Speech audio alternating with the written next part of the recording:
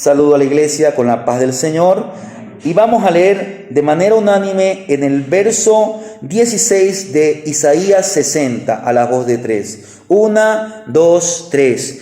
Y mamarás la leche de las naciones, el pecho de los reyes mamarás, y conocerás que yo Jehová soy el Salvador tuyo, Redentor tuyo, el fuerte de Jacob. Hermano Freddy, diríjanos una palabra de oración. Padre celestial, amado Dios, en el nombre de Jesucristo. Bendito Dios, te damos gracias, Señor. A ti sea la gloria, a ti sea la honra, Señor. Bendito Señor, te damos honra, gloria, en el nombre de Jesús. Amén. En el nombre de Jesús. A ti sea la gloria. En el nombre de Jesús. Amén. Amén. Tomen asiento, amados hermanos. Antes de empezar con la introducción del mensaje, quiero dar un pequeño introducción a lo que estamos leyendo, al versículo que usted le está leyendo, porque tal vez usted lo lee un poco extraño, y esto de y mamarás la leche de las naciones, el pecho de los reyes.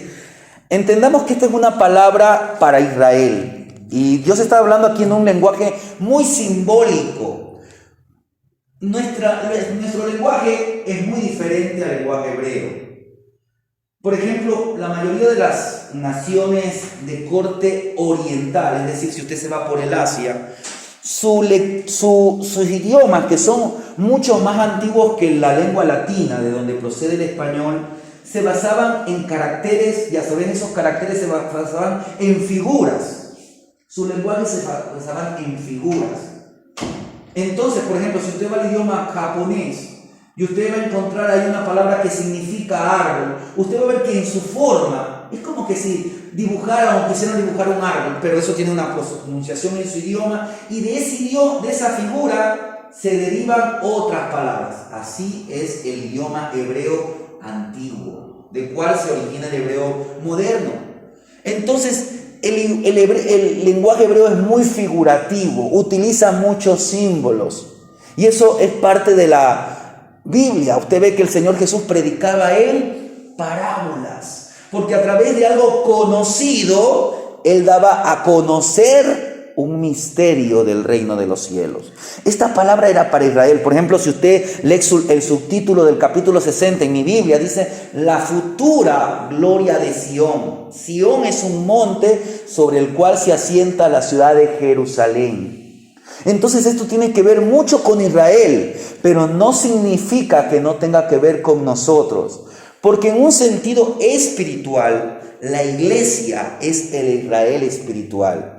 En otras palabras, es parte del pueblo de Dios. Y para que usted pueda entender mejor este versículo, yo lo voy a leer en otra versión, en una versión, es decir, más accesible a nuestro idioma, en una versión que se llama La Dios habla hoy, y dice así: las naciones, es una palabra para Israel, mire, las naciones te darán sus mejores alimentos, y los reyes te traerán sus riquezas. Entonces usted ya entiende eso de y mamaréis y beberéis. Dice, y reconocerás, mire, esto es muy importante, y reconocerás primero que yo, el Señor, mire, Él es el Señor, soy tu Salvador, era el Salvador de Israel, pero también es nuestro Salvador, que yo, nuevamente dice, el poderoso de Jacob, el poderoso de Israel, soy tu Redentor. Entonces, basándonos en este versículo, quiero que veamos este tema: Dios es el Salvador.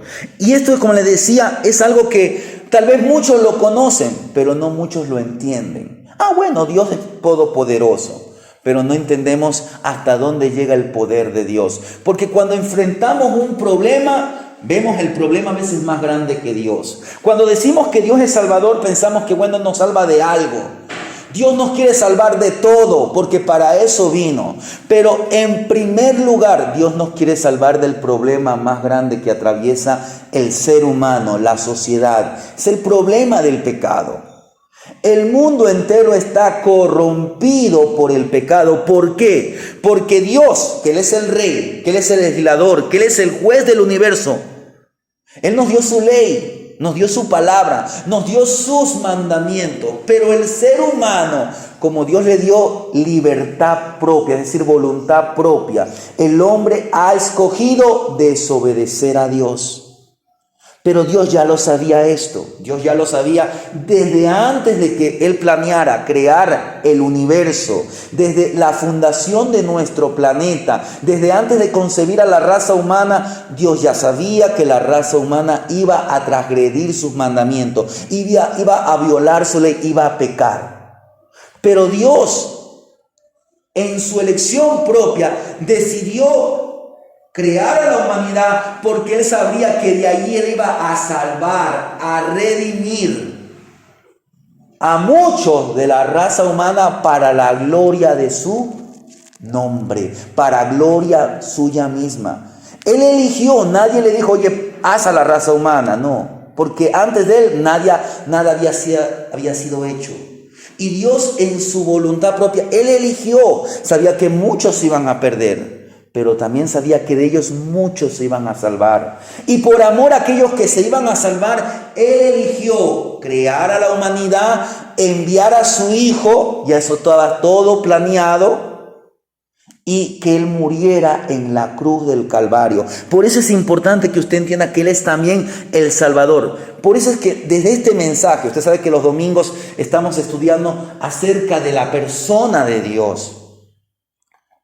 No nos enfocamos solamente en el Padre o en el Hijo o en el Espíritu Santo, sino en los tres.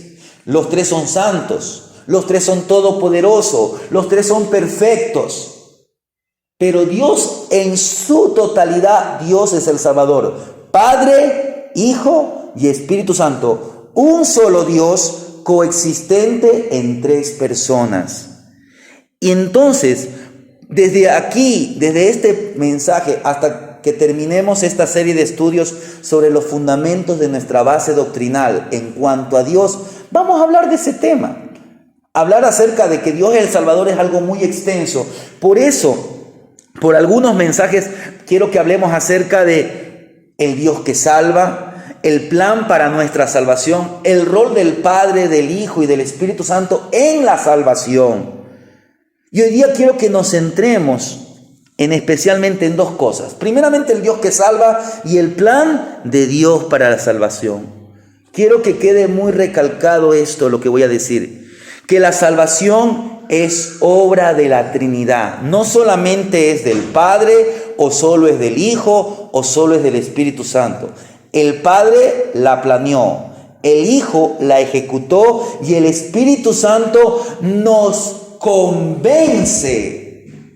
Por eso en este día permita que el Espíritu Santo obre. No es palabra del hermano Junior, no es palabra de los evangélicos, no, es la palabra que está aquí. Que hemos visto que Jehová es, según lo que dice en el verso 16, Él es Salvador, Redentor, el fuerte de Jacob. Primeramente veamos esto, el Dios que salva. Las Escrituras, ¿qué nos afirman? ¿Qué es lo que nos enseña la palabra de Dios? Que la obra salvadora de Dios a favor de los pecadores, es decir, a favor de toda la humanidad. Porque Pablo dice, ¿por cuánto? Todos. Mire, cuando un niño nace, él no nace con pecado, pero nace con la naturaleza humana inclinada al pecado. Por eso es que a veces la madre le da el seno materno y el niño ya está saciado, pero en su necedad él anhela más, aunque vomita. Por eso es que la Biblia dice, instruye al niño. No dice instruye al joven o instruye al adolescente, peor, instruye al hombre.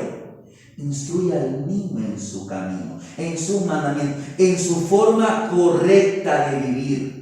Desde que empieza la gestación hasta que culmina la vida de un ser humano, el hombre está en un proceso de maduración. Y los padres son los instrumentos que Dios quiere utilizar para la formación del ser humano, pero sobre todo la palabra de Dios. Por eso, usted tiene que estar dispuesto a oír la voz de Dios, porque Dios está dispuesto a salvar y solo Dios tiene el poder para salvar. Aquí no se trata de que Dios es un Salvador. Dios es el único Salvador. No hay otro nombre. El Dios de los hebreos es el Dios verdadero y es el Dios que envió a su Hijo y es el Dios que hoy los gentiles conocemos, que se nos reveló en la persona de su Hijo Jesucristo. No hay otro nombre dado a los hombres en el cual podamos ser salvos. Esto no se trata de mi cultura, de mi religión, no, porque todos tienen diferentes dioses. Pero el único verdadero Salvador, el único que murió en la cruz y que resucitó al tercer día, no lo fue ni Alá, ni lo fue su profeta Mahoma, no lo fue ni Buda, ni lo fue Confucio, no lo fue ninguna de las deidades hindúes, ni ninguna de las deidades que existan en esta tierra. El único que hizo eso y que su tumba demuestra la realidad porque está vacía es Jesucristo. Él es el único Salvador, pero todo esto fue planeado desde la eternidad pasada por el Padre, ejecutado hace 2000 años en la cruz del Calvario, allá en el Gólgota, en la ciudad de Jerusalén, por el Hijo. Y hasta hoy el que nos sostiene en el proceso de salvación es el Espíritu Santo de Dios. Entonces, hermanos, Él es el único que tiene poder para salvar. Para poder ser salvos, recuérdese algo que yo le decía. Recuérdese que Él es el juez, el legislador y también es el rey. Desde ese punto estaríamos condenados porque todos le faltamos a su ley. Todos le faltamos a la ley del legislador. Todos nos corrompimos ante el juez santo. Todos desobedecimos al Rey Todopoderoso. Pero asimismo necesitamos tres cosas. Necesitamos un sacerdote. Necesitamos un profeta. Y necesitamos también un rey. Necesitamos un sacerdote, ¿por qué? Porque un sacerdote es aquel que ofrece sacrificio en nuestro lugar. Vamos a leer dos citas. La primera está en Hebreos. Mire lo que dice Hebreos capítulo 2, el verso 17. Dice así: por lo cual debía ser en todo semejante a sus hermanos, para venir a ser misericordioso y fiel sumo sacerdote en 2:17. Mire, en lo que a Dios se refiere, para expiar los pecados del pueblo. Mire, ahí usted ve que Jesucristo cumplió el rol de sacerdote. ¿Por qué? ¿Para qué vino? Para ofrecer un sacrificio. ¿Y quién fue el sacrificio? Él mismo. Él mismo fue el sacerdote, es decir, el que ofrecía el sacrificio, pero a su vez también fue la ofrenda. Y esta ofrenda era para Dios Padre. Ahora mire lo que nos dice el verso 14 del capítulo 4 de este mismo libro, Hebreos. Por tanto, dice el escritor, teniendo un gran sumo sacerdote que traspasó los cielos, Jesús, el Hijo de Dios, retengamos nuestra profesión. Mire, aquí el escritor de Hebreos dice que Él es el sumo sacerdote. Si usted escuchó alguna de las enseñanzas del pasado año, donde estudiamos la carta a los hebreos, de principio a fin, veíamos esa figura del sumo sacerdote. El sumo sacerdote era el sacerdote más elevado, el mayor sacerdote dentro de la religión judía, dentro de la ley mosaica. Y él era el único que una vez en el año, en un solo día, podía entrar a ofrecer sacrificio por el pueblo de Israel. Jesús no solamente que se ofreció como sacrificio para Israel, sino que se ofreció para toda la humanidad. Entonces, Dios en la persona de Jesús cumple el rol de sumo sacerdote, pero también el rol de profeta. Mire lo que nos dice. Tengo muchas citas, pero solamente quiero leer dos. La una está en Juan 4:19, el que encuentre de lectura, mientras yo busco otra cita. Juan capítulo 4, verso 19.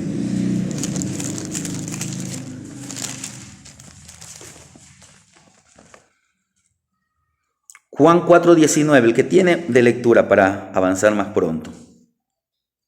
Le dijo la mujer: Señor, me parece que tú eres profeta. Mire, aquí usted en casa, si usted puede léase el capítulo 4, ahí usted encuentra el encuentro de Jesús con esta mujer llamada la samaritana en aquel pozo de Jacob.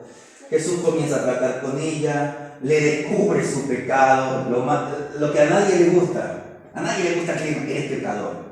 Jesús le dijo, claro que no le dijo así, eres una pecadora. No. Le dijo, mujer, anda a llamar a tu marido. Y la mujer fue honesta. Que no tengo marido, actualmente no tengo marido. Porque 5 maridos he tenido. Y el que ahora tengo, eso es que Jesús le dijo, porque ella le dijo, no tengo marido. Entonces Jesús le dijo, bien has dicho, mujer, porque 5 has tenido. Y el que ahora tienes, no es tu marido. Entonces la mujer cuando le escucha esto, ¿y este de dónde sabe? Yo nunca lo había conocido, es la primera vez que me encuentro con este hombre aquí en este pozo. Y le dice, me parece que tú eres profeta. Porque, ¿cuál es el rol del profeta? El profeta no es como los profetas de ahora, en las iglesias evangélicas, porque no todo el que predica en una iglesia evangélica es de Dios. Usted tiene que conocer la palabra porque hay muchos engañadores. Dios te va a bendecir si estás en fornicación. ¿Cómo Dios te va a bendecir si estás en fornicación? Dios te va a bendecir si eres un ladrón. No, Dios ama a los pecadores, pero aborrece el pecado. Y si usted viene a Cristo, Dios quiere transformar su vida. Dios quiere que usted abandone esa vida de pecado. Para eso estaban los profetas. Por eso que usted ve a los profetas mayormente, ¿sabe lo que le pasaba a los profetas? Los odiaban, les tiraban piedras y a muchos los mataban. Y por eso que mataron a Jesús. Porque en su rol de profeta, él le dijo a los escribas, ustedes son hipócritas. ¿Y a quién le gusta que le digan hipócrita? Alcemos la mano. Nadie, ¿cierto? A nadie le gusta. Jesús le decía las cosas a la humanidad. Jesús le dijo a aquellos que les había dado de comer panes y peces, ¿ustedes por qué me buscan? Por los peces y los panes. En otra palabra, disculpen lo que le voy a decir, son una bola de dragones. Son una bola de ¿qué? De ávaros. Solamente están buscando para lo material. Cuando él dijo, yo soy el pan del cielo, yo soy el pan de vida, y el que coma de mí, en un sentido simbólico, el que siga mis pisadas, ese tendrá vida eterna. Porque no solo de pan vive el hombre, sino de toda palabra que sale de la boca de Dios. Y por eso lo mataron. Porque muchas veces el Señor Jesús le daba duro. Y a nadie le gusta que le dé duro. Y lo comenzaron a abandonar. Por eso le dijeron crucifícale. Pero es que ya estaba dicho. Yo le voy a leer lo que dice en Deuteronomio capítulo 18, el verso 15. Esto lo dijo el gran legislador y profeta Moisés. Dice así: profeta de en medio de ti, de tus hermanos, como yo te levantará Jehová tu Dios, a él oiréis. Él era un profeta, pero mayor que profeta que Moisés fue el Señor Jesús. Porque Jesús en el gran sermón del monte, donde dice, bienaventurados los que tienen hambre y sed de justicia, bienaventurados los pobres. Y usted lee 5, 6 y 7, Jesús está en su mayor rol de profeta. Jesús le habla al pueblo de Israel y le dice, el reino de los cielos se ha acercado. Arrepentíos y crean en el Evangelio. Le estaba dando el mensaje. Si ustedes quieren ser parte del verdadero reino de Dios, ustedes tienen que arrepentirse y creer en el Evangelio. Segundo, ¿cómo vive un ciudadano del reino de Dios? Entonces le dice 5, 6 y 7 de Mateo. ¿Cómo se vive la ley de Dios? Amando. No se trata de cumplir la ley para quedar bien con Dios, no, sino porque usted le ama. Usted dice, yo honro padre y madre, yo amo a mi prójimo como a mí mismo, yo amo a Dios sobre todas las cosas, yo no le amo a Dios como yo quiero, porque Dios dijo, no te hagas imágenes, no te postres ante falsos dioses. No se trata de cómo yo ame a Dios, sino se trata como a Dios le gusta que lo amen, como a Dios le gusta que le adoran. Y por eso es que Jesús, él predicó el gran famoso sermón del monte, donde habló de la oración, donde habló de muchísimas cosas. Le dio el enfoque correcto a la ley dada 1500 años atrás de aquel gran profeta y legislador Moisés. Pero no solamente que Jesucristo es profeta y sacerdote, sino que también Él es rey. Mire lo que nos dice en Lucas capítulo 1, vamos a ver algo de la Navidad. Mire, por eso siempre nosotros aquí recordamos Navidad. Para nosotros los cristianos, Todos los días es Navidad, no esperamos que sea las fechas de diciembre. Lucas 1, dice el verso 32 y el verso 33, dice así: este será grande y será llamado Hijo del Altísimo. Mire, aquí usted ve el anunciamiento a la Virgen María de parte del ángel Gabriel, y le dice: este será grande y será llamado Hijo del Altísimo, y el Señor Dios le dará el trono de David su padre, y reinará sobre la casa de Jacob, sobre la casa de Israel, para siempre, y su reino no tendrá fin. Por eso es que cuando Jesucristo venga en la segunda venida, Él va a llevar en sus ropas una inscripción que dice: Rey de Reyes y Señor de Señores. Entonces usted lo ve. ¿Para qué nació? Para ser rey. Pero ¿por qué es que hoy no vemos todavía en ejecución el reino de Dios? ¿Por qué Israel no ha sido restaurado? Por eso es que los israelitas no creen en Jesús. Porque el reino no se restauró. Porque ellos entendían que, bueno, viene el Mesías y el imperio romano se desbarata. Porque él vino como rey. Pero a los suyos vino. Y los suyos, hablando de los israelitas, no le recibieron. Pero ya el Señor sabía que eso iba a pasar. Pero Él vino primeramente a restaurar los corazones. Por eso es que Él toma las palabras que dice en Isaías y dice: el Espíritu de Dios está sobre mí. Porque Él vino a dar vista a los ciegos, a dar sanidad a los enfermos, a dar libertad a los oprimidos. Usted y yo tenemos que reconocer eso. Tenemos que reconocer que necesitamos un sacerdote, un profeta y un rey que nos perdone. El sacerdote ofrece el sacrificio. El profeta nos saca de nuestro error y nos lleva a la verdad. Y el rey nos perdona, nos indulta de nuestras fallas. Por eso es que Pablo, él dice estas palabras en Hechos 13, 22 y 23, dice: de la descendencia de este y conforme a la promesa, Dios levantó a Jesús por Salvador a Israel. Mire, lo levantó como Salvador para Israel. Pero ¿de dónde venía el Señor Jesús? Venía de la descendencia de David. Por eso, si usted quiere conocer los aspectos de Cristo como rey, léase Mateo. Porque el evangelio de Mateo fue con ese propósito. Fue un evangelio para los israelitas, para decirle: miren, vino el rey y ustedes no le aceptaron. Por eso es que Israel no ha sido restaurado. Pero un día Él va a retornar, su segunda venida. Y cuando Israel esté en su peor momento, ahí se van a decir: no, sí, verdaderamente Jesús es el Mesías que había sido prometido. Y ahí va a empezar lo que se llama la dispensación o la era del reino.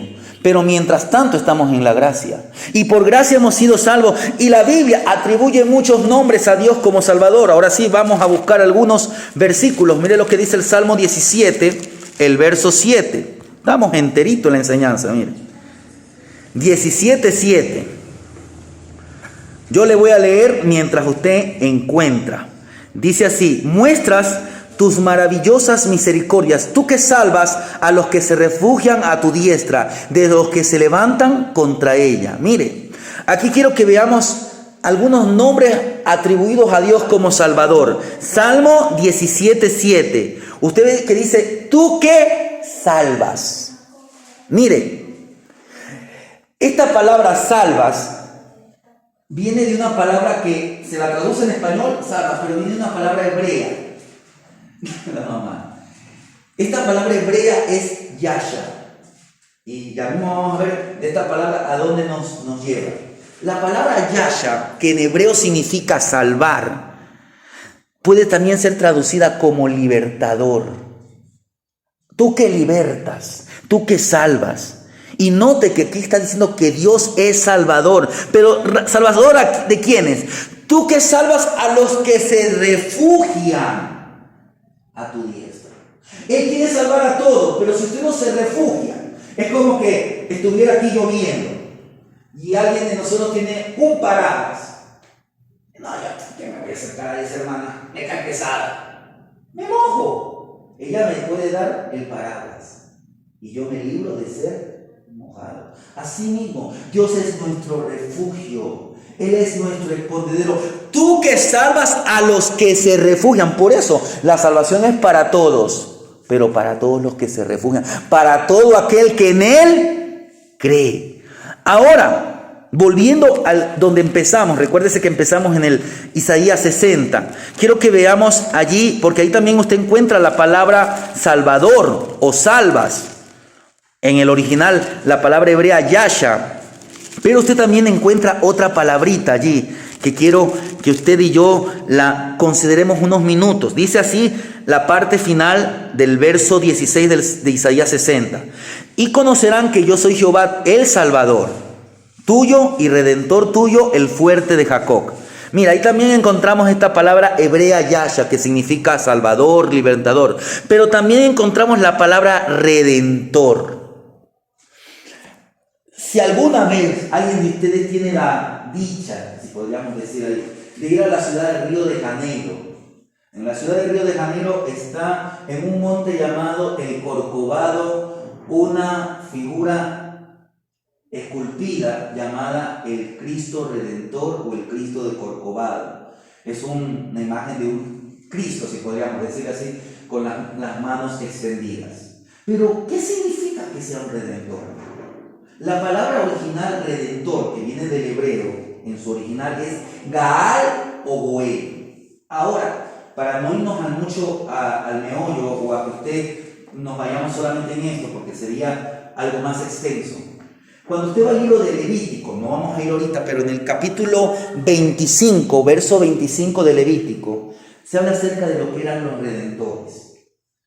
En la costumbre judía, la herencia, es decir, un pedazo de tierra, pasaba de varón a varón, porque esa era la forma como se mantenía la herencia. La mujer era libre para casarse con cualquier varón de cualquier tribu, pero como la herencia estaba, digamos, yo soy de la provincia de Azuay, yo tengo aquí un lote de un terreno. Si mañana yo me caso con una mujer de otro lugar, ¿dónde queda la herencia? ¿O a quién mañana le pertenece esa herencia si yo mañana tengo un hijo en otra ciudad? Para que no haya movimientos de terreno, porque eso es imposible, siempre la herencia se le pasaba al varón.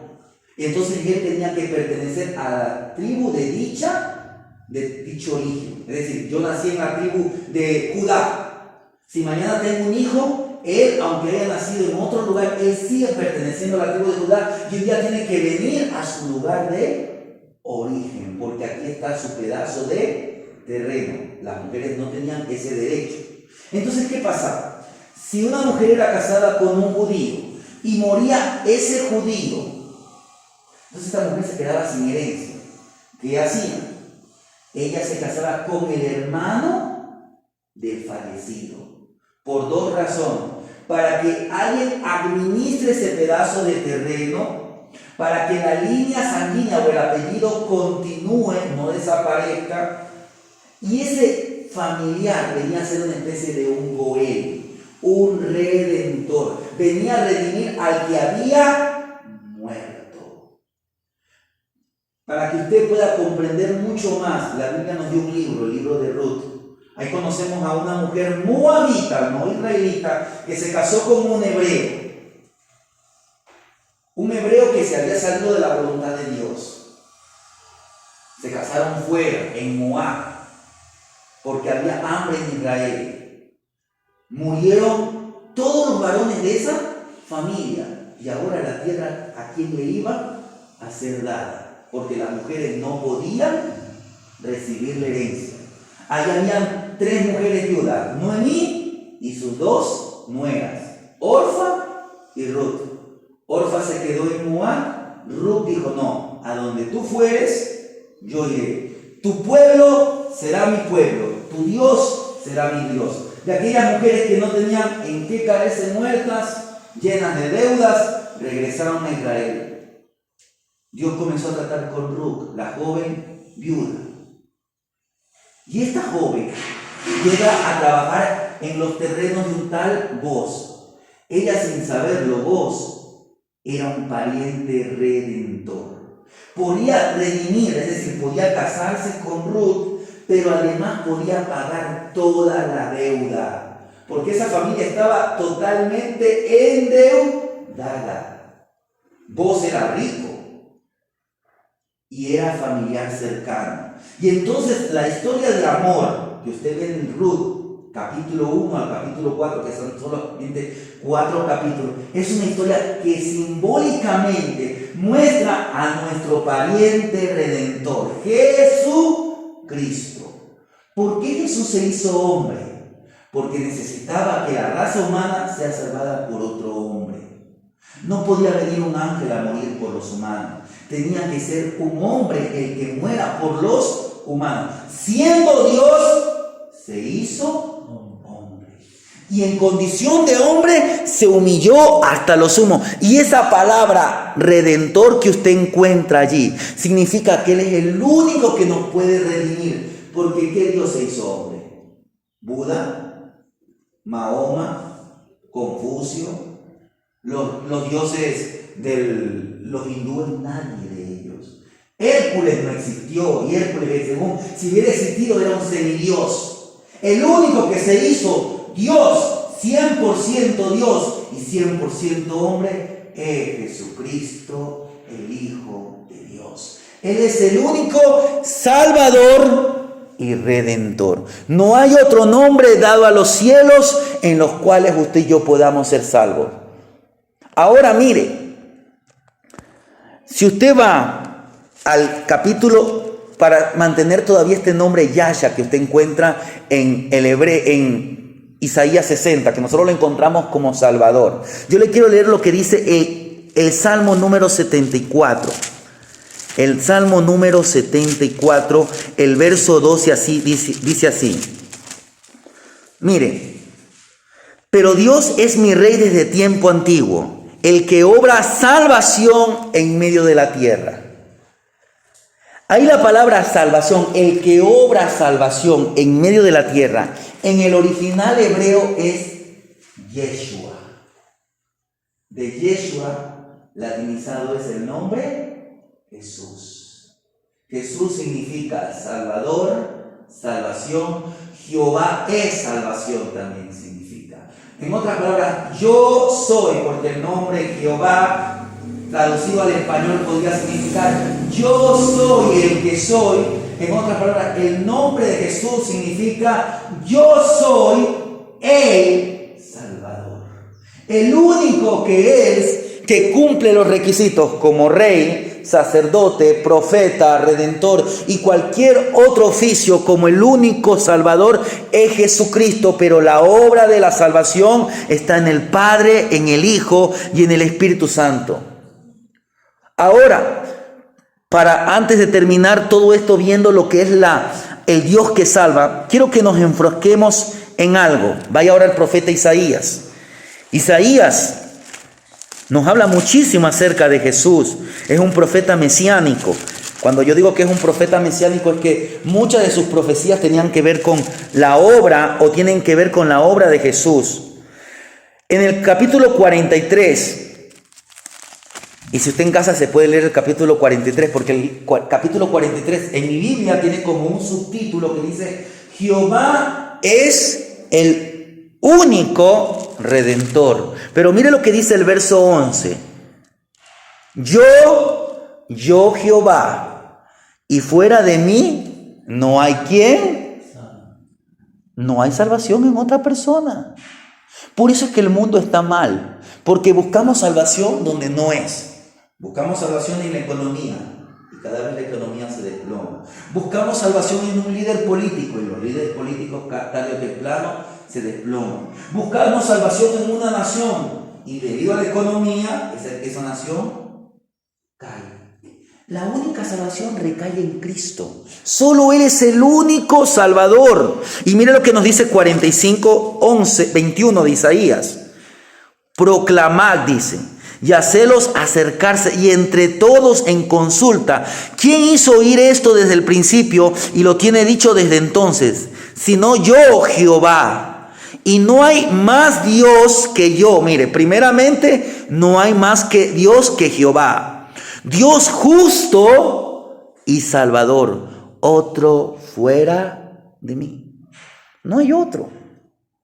Por eso es que el mundo también decae, porque buscan en otros dioses.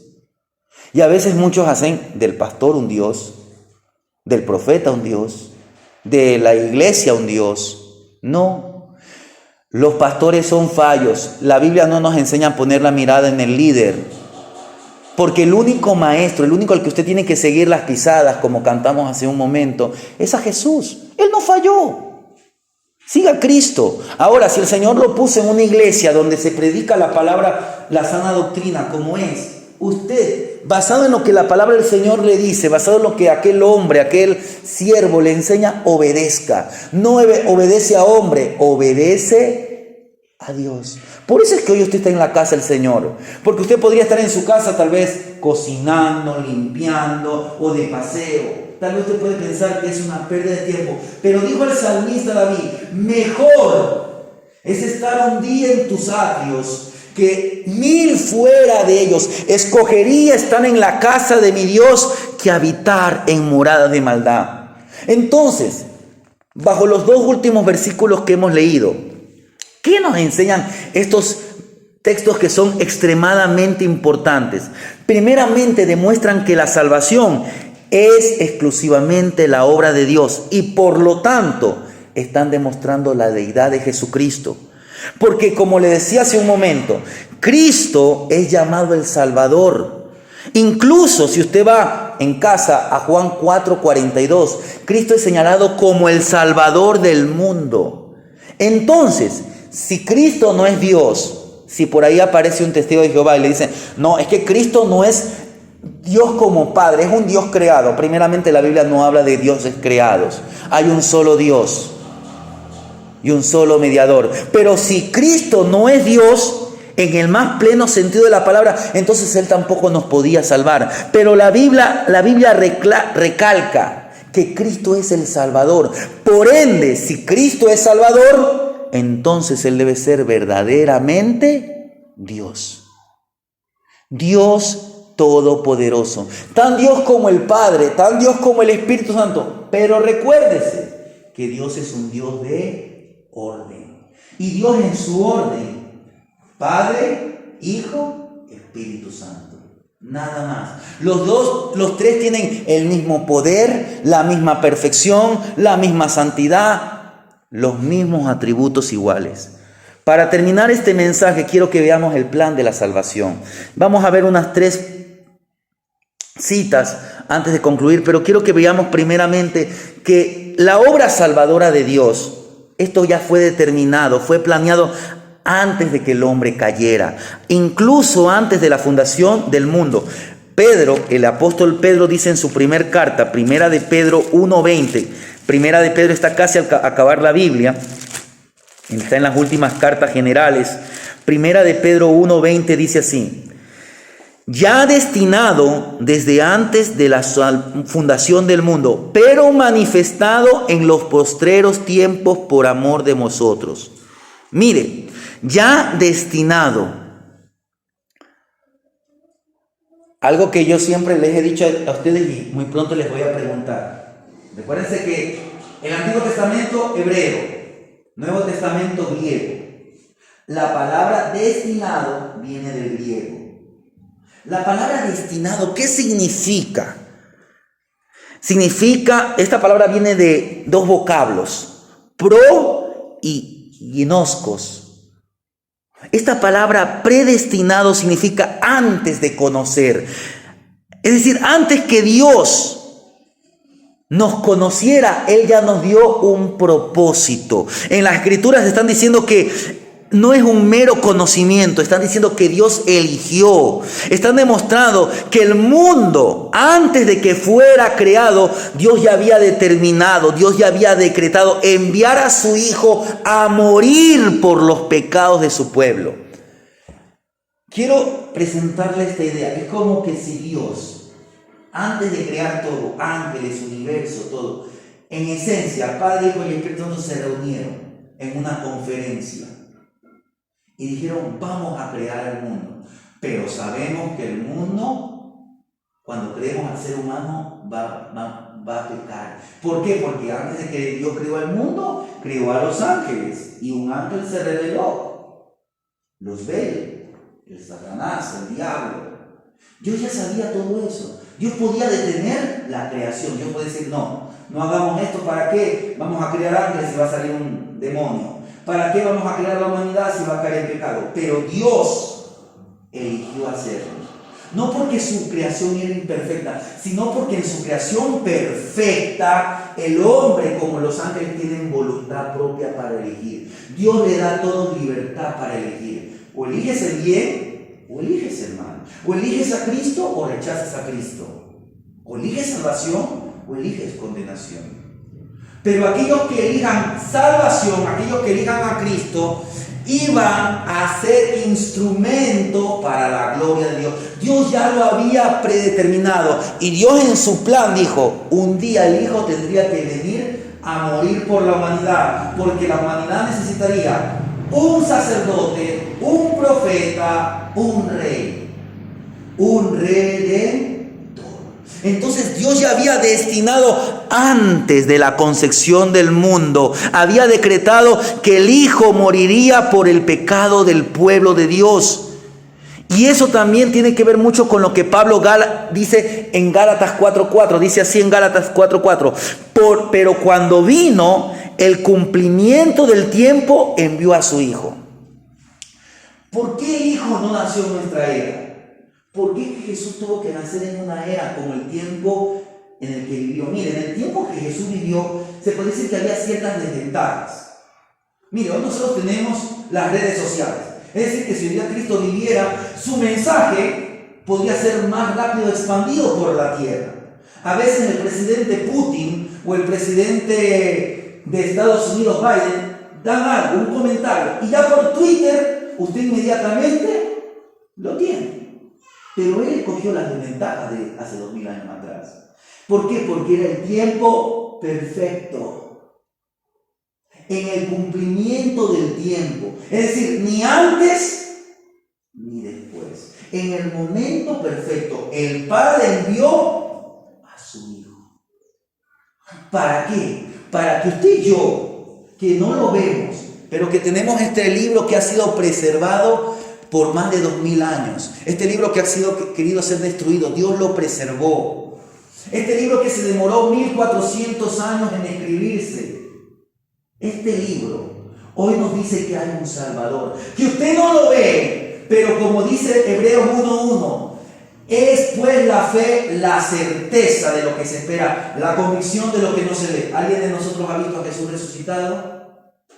No, pero sabemos que Jesús resucitó. Hay evidencia, múltiples evidencias de que Jesús resucitó, pero la mayor evidencia es una vida transformada por el poder de la sangre de Cristo, por el poder de la palabra y por el poder de la obra del Espíritu Santo. Un hombre que está muerto en sus delitos y pecados, si sinceramente viene a Cristo, Cristo ofrece salvación, redención, porque Él eligió de su pueblo enviar a Cristo. Del pueblo suyo, de los judíos, Él eligió levantar al Rey de los judíos, Jesucristo. Eso lo dice en Efesios 1, 4, 5. Le voy a leer lo que dice Efesios 1, del 4 al 5. Dice así: según nos escogió en Él antes de la fundación del mundo, para que fuésemos santos, es decir, separados y sin mancha delante de Él, en amor, habiéndonos predestinado para ser adoptados hijos suyos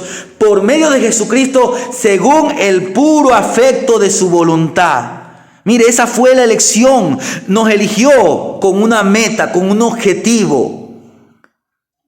Una meta moral, que seamos santos y sin mancha. Pero más que una meta moral, nosotros ahora somos en Cristo, posicionalmente somos santos. No es por lo que hayamos hecho, sino porque si usted aceptó a Cristo como su Señor y Salvador, el Padre ve en nosotros al Hijo. Posicionalmente Él nos santificó. ¿Por qué? Porque su pecado le fue imputado, le fue cargado. Por eso es que cuando Jesús estaba en la cruz, Él dijo: Dios mío, ¿por qué me has desamparado? Cristo llevaba el pecado de la humanidad que iba a ser redimida por él. Y por eso el Padre no lo podía ver, tuvo que darle las espaldas. Él cargó su pecado, mi pecado, fue cargado. Pero Cristo quiere cargar el pecado de aquellos que no lo han aceptado como su Señor y Salvador. Por eso es que usted necesita aceptar a Cristo. Sin embargo, el deseo de Dios es que también llegamos a ser santos y sin mancha en nuestra práctica. No solamente posicionalmente, sino que de ahora en adelante usted escoge servirle a Cristo para la gloria y la honra. Escoge lo que a Él le agrada y ya no lo que a usted le agrada. Por eso es que Pablo dijo, con Cristo estoy juntamente crucificado. Y ya no vivo yo, sino que ahora Cristo vive en mí. Ya no hago lo que yo quiero, sino que hago lo que Cristo quiere. Yo hago la voluntad del Padre, lo que Él predeterminó antes de la fundación del mundo. Él nos adoptó para que un día seamos sus hijos. Para que un día estemos en cielos nuevos y tierra nueva. Eso no solamente que nos ha dado el privilegio de ser hijos, sino que Él dijo, en la casa de mi Padre muchas moradas hay. Muchas moradas hay. Y la casa del Padre es hermosa. Pero lo primero que vamos a recibir en la casa del Padre es el abrazo del Padre. Recuérdese aquel hijo pródigo que llega al encuentro de su padre, y su padre, antes de que lo vistan, antes de que le pongan el calzado, antes de que le pongan el anillo de oro, lo recibe con el abrazo del Padre. Eso es lo que Él tiene para nosotros. Él tiene una nueva vida. Él tiene un propósito. Él quiere que seamos sus hijos, como lo dice en Gálatas 4:7, en Romanos 8:17, en Hebreos 3:6. Más luego se manda la prédica, se manda el mensaje ahí escrito. Lean los pasajes. A veces por el tiempo, mire, ya son 10 y media y un poquito más. No podemos abarcar todo, porque hablar acerca de la obra salvadora de Dios es grande. Y vamos a seguir hablando, pero quiero que se quede con esto. El propósito final por el cual Dios nos salvó es su propia gloria, su propia obra de salvación. Es una demostración de su gloriosa gracia. Recuérdese, porque por gracia somos salvos. ¿Y esto en qué va a resultar? En una incesante alabanza, tanto de los hombres como de los ángeles por toda la eternidad. Dice la palabra del Señor, porque a los que antes conoció, también los predestinó para que fuesen hechos conforme a la imagen de su Hijo, para que Él sea el primogénito entre muchos hermanos. Y a los que predestinó, a estos también llamó. Y a los que llamó, a estos también justificó. Y a los que justificó, a estos también glorificó. Pablo a los Romanos capítulo 8 del verso 29 al verso 30. Ese es el mensaje de salvación. No hay otro nombre dado a los cielos en el cual podamos ser salvos. Recuérdese, grábese esto en la mente, en su corazón. Dios es el Salvador. Amén.